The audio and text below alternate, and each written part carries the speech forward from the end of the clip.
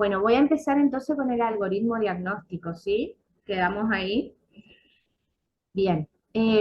Lo que hay que tener en cuenta, como ya había mencionado, es que este algoritmo diagnóstico incluye investigar la muestra por GeneXpert y otra aclaración que quiero hacer, que este algoritmo es tanto para muestras pulmonares como extrapulmonares, dentro de las cuales se incluyen líquidos cefalorraquídeos, ¿sí?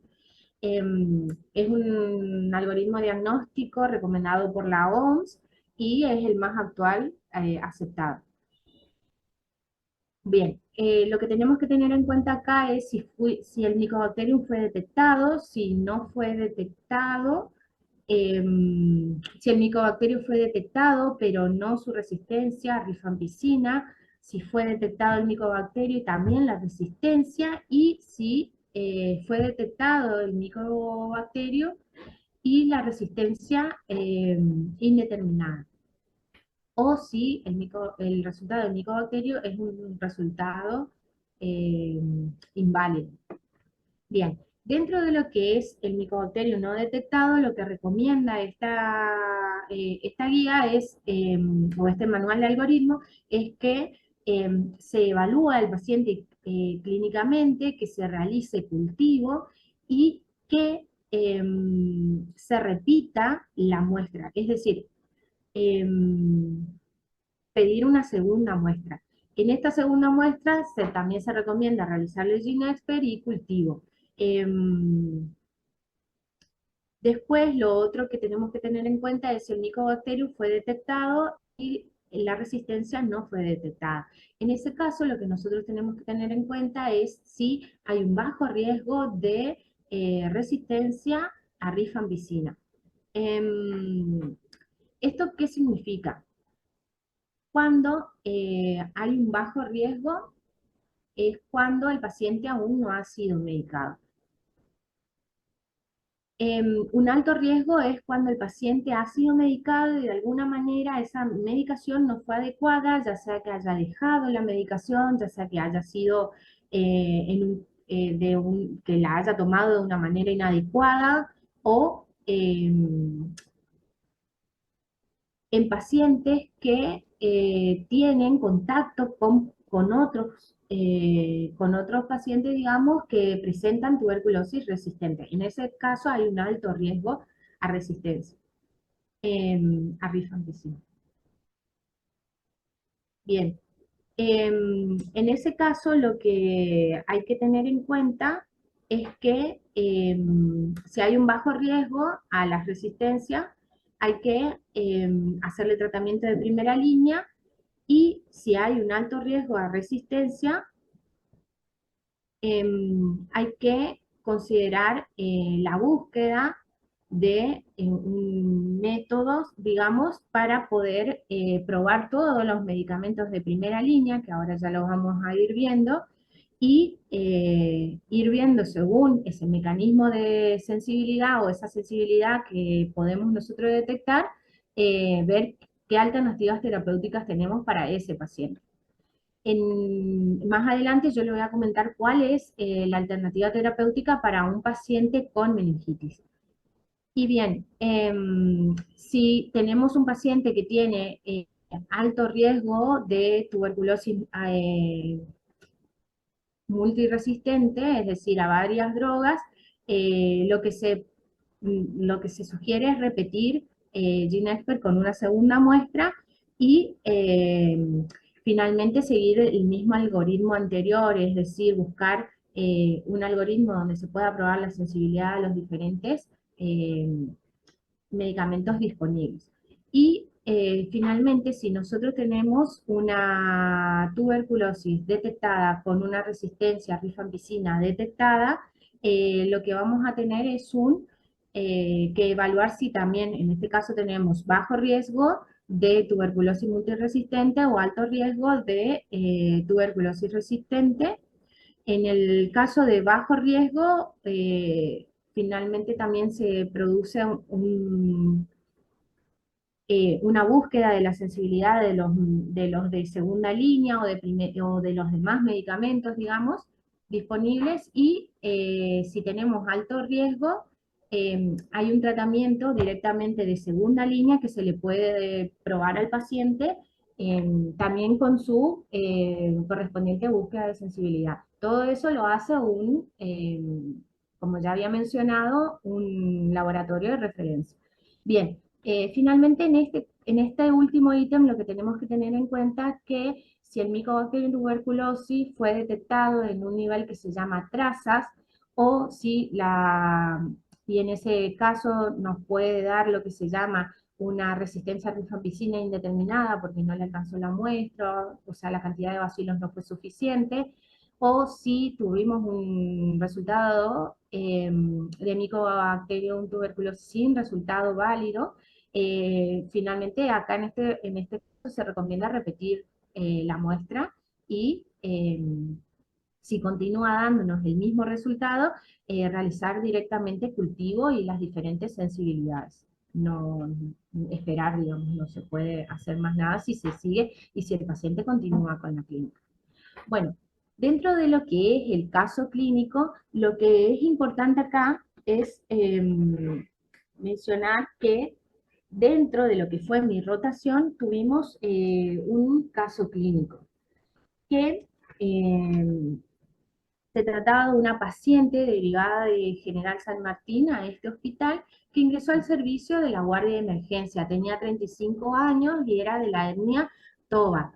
Lo que presentaba era nucalgia que rodeaba al holocráneo y también presentaba vómitos, astenia, registros febriles de 38 grados que fueron constatados, es decir, medidos por el servicio. Y bueno, esta paciente se llama Ana. Eso ocurrió el 17 de mayo de este año.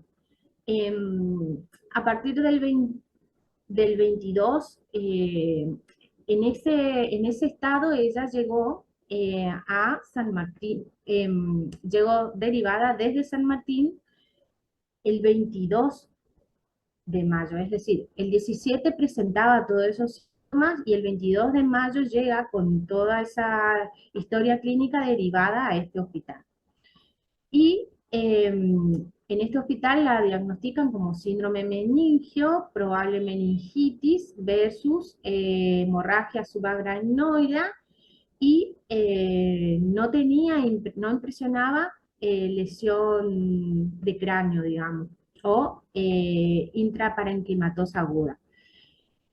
El 24 de mayo se le realiza una punción y se toma líquido cefalorraquídeo que presentaba las características de ser incoloro, líquido, de ser un líquido turbio, de presentar hipoglucorragia, hiperproteinorraquia, el lactato, el líquido cefalorraquídeo aumentado y un recuento de 530 elementos a un predominio linfocitario.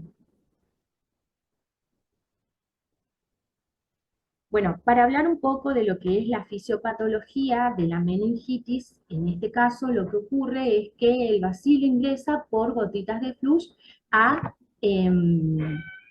sistema, a partir del cual se produce su inserción a los alveolos, en el cual los bacilos producen su diseminación a vía hematógena. ¿Cómo se produce esa diseminación? A partir de diferentes proteínas. Una es esta proteína que se denomina SAT6, que es una proteína de 6 kilodalton, por eso se llama así. Es una proteína bacteriana de objetivo antigénico secretor temprano. Bueno, esta proteína lo que produce es la translocación del bacilo y la ayuda a esa proteína, otra proteína que se denomina proteína de filtrado de cultivo o CFP10, porque tiene 10 kilodalton, que lo que produce esta proteína es una lisis celular. Entonces, a partir de este mecanismo puede atravesar el bacilo. Otro tipo de mecanismo es a partir de lo que sería la hemaglutinina de unión a heparina, que lo que produce es una translocación sin lisis celular. Finalmente, el tercer mecanismo documentado es a partir de fagocitos que atraviesan la membrana y producen la diseminación hemática. Bien, ¿cómo es que llega este bacilo a el sistema nervioso central? Llega a partir de un gen que es un gen que produce la afinidad del sistema nervioso central por el bacilo, y otra forma de ingresar es a partir de fagocitos. Bien, ¿cómo es el mecanismo de acción? Una vez que ingresa, lo que se van a producir son focos de Rich. Estos focos de Rich se producen en las inmediaciones del epéndimo y la pía madre. Bien, ¿qué son estos focos de Rich? Son granulomas que lo que tienen es bacilos que están reproduciéndose, y esos granulomas se van a ir eh, difundiendo, y van a ir secretando los bacilos a otras partes hasta llegar al espacio subaracnoide. A partir de que llegan al espacio subaracnoide, lo que se va a producir es una cascada proinflamatoria, la que produce toda la sintomatología que nosotros vemos en un paciente con meningitis. Bien, dentro de los que son, de lo que es de los que son las características del líquido, lo que nosotros tenemos que tener en cuenta acá es la presión de apertura principalmente, que se va a encontrar de normal a elevada. Nosotros consideramos una presión de apertura elevada a partir de 15 milímetros de agua, es las unidades en las cuales se expresa. Después tenemos la apariencia, o sea, el citoquímico del líquido cefalorraquídeo. Dentro de lo que vemos para una tuberculosis meningia es un líquido transparente, en ocasiones con ligera apariencia turbia. Y dentro de lo que son los leucocitos tenemos de 100 a 500 células o elementos por milímetro cúbico, y con un predominio eh, linfocitario. Lo otro que tenemos que tener en cuenta es que vamos a tener una hiperproteinorraquia y una hipoglucorraquia. Esta es Ana, para traerla de nuevo con sus valores, como para que los tengamos en cuenta. El 23/5 eh, presentaba un líquido incoloro, de aspecto ligeramente turbio, con una coagulación ausente, una glucorraquia de 5, eh, proteinorraquia de 1,82, un lactato elevado, recuentos de 540 elementos y neutrófilos, bueno, y el predominio linfocitario que era de 87%. Es decir, que ella presentaba las características de una meningitis tuberculosa. Bueno, a partir del 23 de mayo, lo que se realiza, ese líquido cefalorraquídeo, debido a las características que presentaba, se realiza la prueba de Ginespper y dio un detectado bajo. ¿Qué significa esto? Bueno, es importante mencionarlo, que Ginespper es una técnica semi-cuantitativa a la cual nosotros nos podemos dar idea, digamos, de cuál es la carga de bacilos que tiene la muestra. En este caso tenía una carga baja, también hay una carga media y alta.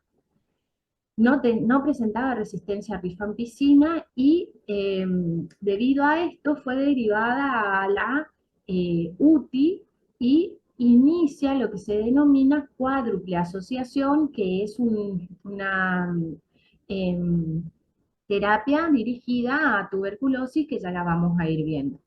Bien, entra directamente a asistencia respiratoria mecánica. Aparte, se sugiere, y sugiere la bibliografía, que una vez que se detecta que el paciente tiene meningitis tuberculosa, se le otorgue también corticoides. Eso no está recomendado para pacientes con tuberculosis pulmonar, pero sí para este caso.